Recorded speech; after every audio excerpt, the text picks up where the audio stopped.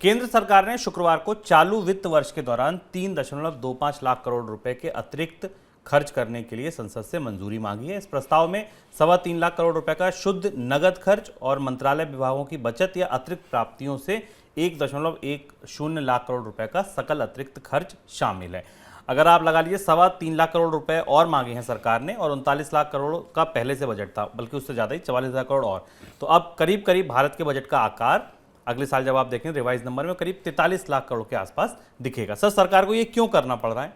खर्च नियंत्रण से बाहर हो रहा है और यहाँ से हो सकता है कि जब हम तीसरी तिमाही तक पहुँचे, बजट तक पहुँचे, अब 2 महीने बजट में रह गए हैं, तो सरकार के वित्तीय खर्च की या घाटे की गणित गड़बड़ा जाए या फिर सरकार को बाकी कई जगह से कटौती करनी पड़े। इसमें 3-4 बड़ी मदें हैं जिसके संकेत हमें मिल रहे हैं। एक तो मनरेगा के लिए अतिरिक्त पैसा लिया गया है, क्योंकि मनरेगा का पैसा राज्यों को दिया जाना है। फूड सब्सिडी के लिए अतिरिक्त पैसा मांगा गया है, ऐसा संकेत मिल रहा है। इसके विस्तृत ब्यौरे की प्रतीक्षा है हमें।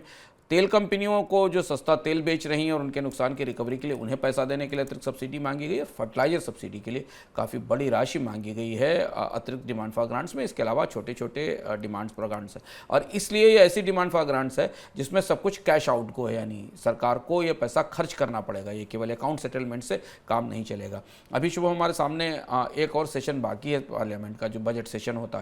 बजट सेशन में अगले साल का बजट रखा जाता है और इस साल के बाकी हिस्से के लिए डिमांड फॉर ग्रांट्स रखी जाती हैं। तो अब इस बात को देखना होगा कि क्या 3.26 लाख करोड़ के अतिरिक्त खर्च के बाद सरकार साल खत्म होते होते और भी ज़्यादा खर्च की एक और नई मांग लेकर आएगी, कि अब ये पर्याप्त होगा, इससे साल भर का काम चल जाएगा। क्योंकि इसके बाद फिर हमें जो संशोधित अनुमान दिखाई देंगे उसमें पता चलेगा कि राजकोषीय घाटा नियंत्रण में रहा कि उससे बाहर था।